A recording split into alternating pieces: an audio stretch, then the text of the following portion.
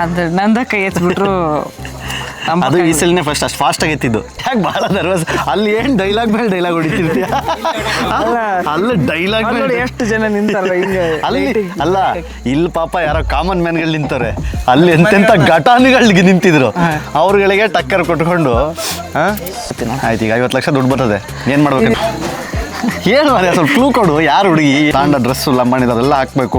ಅಕ್ಕ ಮದುವೆ ಮಾಡ್ಕೋರ ಅದ್ರಲ್ಲ ಇವ್ ನಮ್ಮ ದೋಸ್ತರು ಇಲ್ಲಿ ಅದ್ರ ನೋಡಿ ಇವರೆಲ್ಲ ಇವ್ರ ಹೌದು ಕಳ್ಸದಾರ ಒಲ್ಲೆ ಅಂತೇಳಿ ಎಲ್ಲ ಸೀಸನ್ ಪಾಪ ನಿನಗೆ ಎಲ್ಲದರಲ್ಲೂ ರನ್ನರ್ ಅಪ್ ಮಾಡ್ತಾ ಇದ್ರು. ಫಸ್ಟ್ ಟೈಮ್ ವಿನ್ನರ್ ಆಗಿದೆ ಈಗ.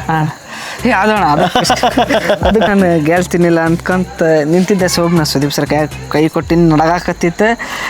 ನಾನು ನಮಗೆಲ್ಲಿ ಹಾಕ್ತಾರೆ ಬಿಡು, ನಾವು ಅಂದ್ರೆ ನಮ್ಮ ಹೊರಗಲ್ಲಿ ಇನ್ನೂ ಗೊತ್ತಿದ್ದಿಲ್ಲ ಅಣ್ಣ ಹೆಂಗೆ ಆಡಿ ಹೊರಗೆ ಏನಾಗೈತೆ ಯಾರು ಚಲೋ ಆಡ್ಯಾರ ಅವ್ರಿಗೆ ಹಾಕಿರ್ತಾರಂತ ನಾ ಅನ್ಕೊಂಡಿದ್ದೆ. ಅದು ನಂದ ಕೈ ಎತ್ಬಿಟ್ರು. ಅದು ಈ ಸರ್ ಮಹಾತ್ಮ ಗಾಂಧಿ ಹನುಮಂತನ ಎದುರುಗಡೆ ಇದ್ದಿದ್ರು, ಹನುಮಂತನೇ ಗೆಲ್ತಾ ಇದ್ದಿದ್ದು, ಮಹಾತ್ಮ ಗಾಂಧಿ ಸೋಲ್ತಿದ್ರು ಬಿಗ್ ಬಾಸ್ ಅಲ್ಲಿ ಅಂತ. ಹಂಗೇನಿಲ್ರಿಪ್ಪ.